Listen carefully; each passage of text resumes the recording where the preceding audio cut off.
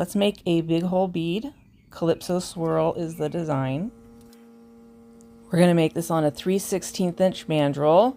It needed to be adjusted once I pulled the sleeves out, so I'm adjusting it, just speeding through this part because you've done this before. Just heating up the mandrel. Now we're heating up the clear that's going to be the core.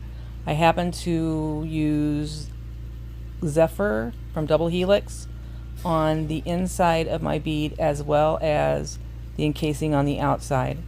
I tend to match whatever's going on inside with what's going on the outside. Less compatibility issues. So I'm just building up the core.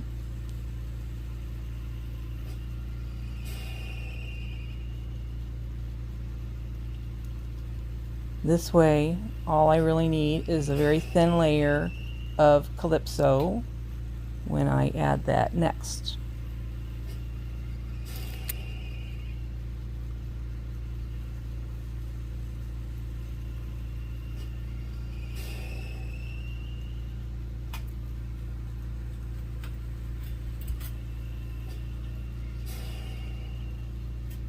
Letting the bead set up a little bit to firm up so it's a little easier to encase with the Kalipso.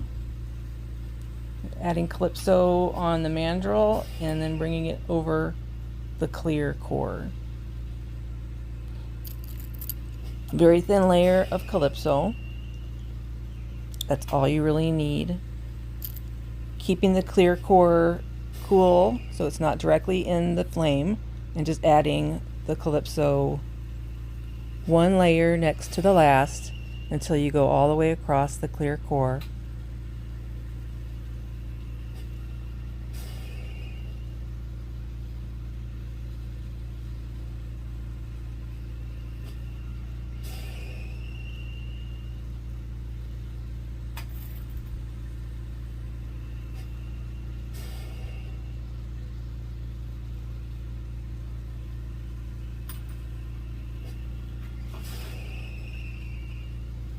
A little bit of shaping, and we're going to strike the Kalipso about 3 times, so we let it cool just a little bit, and then we are going to put it back in the flame for a second and then let it cool, and it gets a little darker each strike.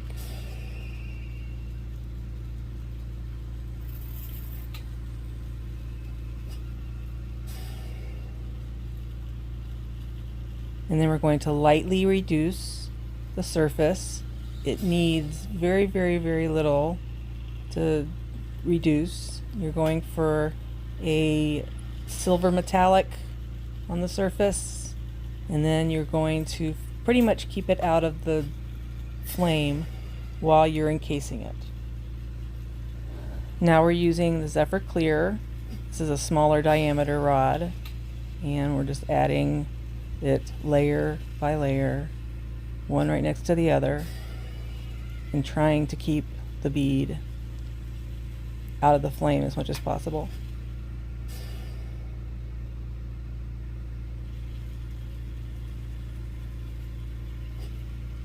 Heating up the mandrel itself will help keep the bead warm. So I will go to either side of the bead and heat the mandrel if it's taking too long.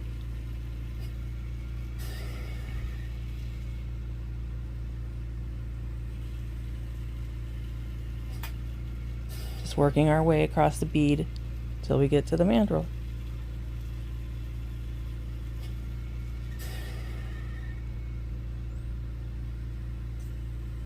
You can of course heat the bead where the clear glass has already been laid down.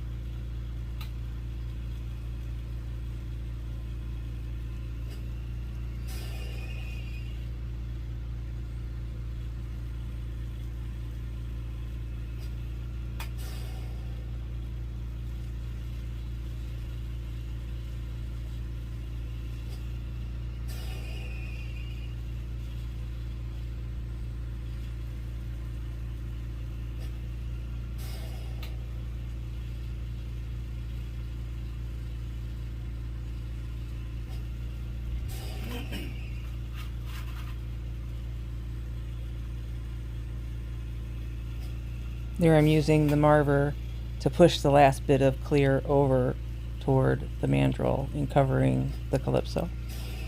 Now we're just going to shape.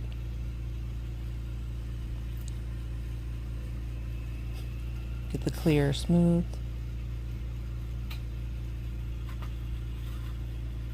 Taking a piece of goldstone stringer, we're going to heat up the spot on the bead.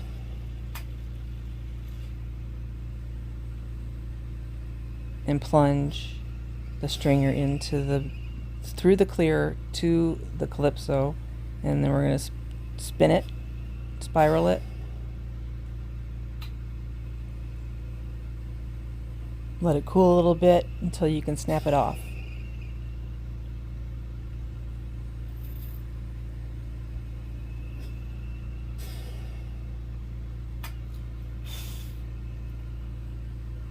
And then you do the next section. You're just going to do this bit by bit until you're happy with what you've got going on with the bead.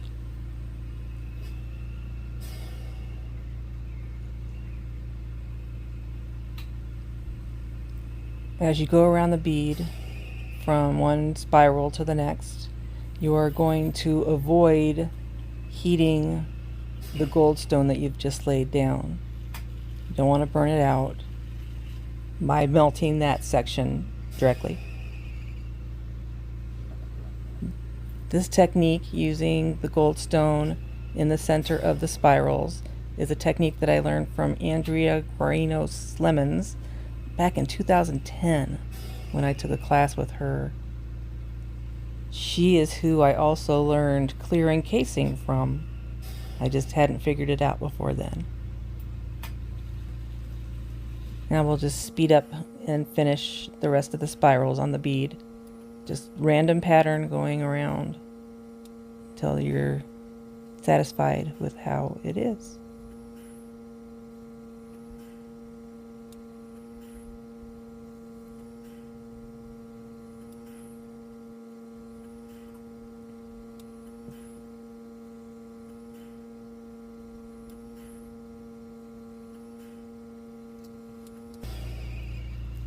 Now we're coming back with the Zephyr Clear, and we're going to top each of those goldstone spots with a dot of clear.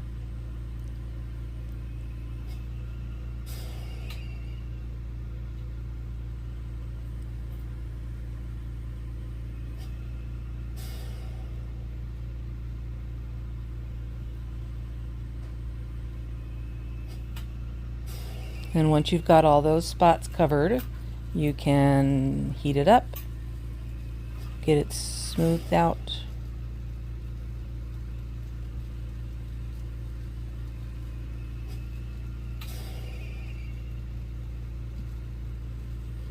I use a marver and I run the bead down the length of the marver as it spins. This keeps from distorting the surface.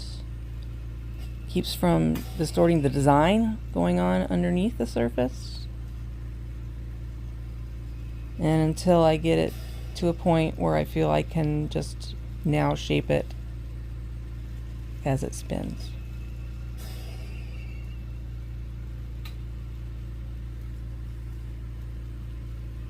Continuing to shape until the surface is smooth and I'm satisfied with the bead.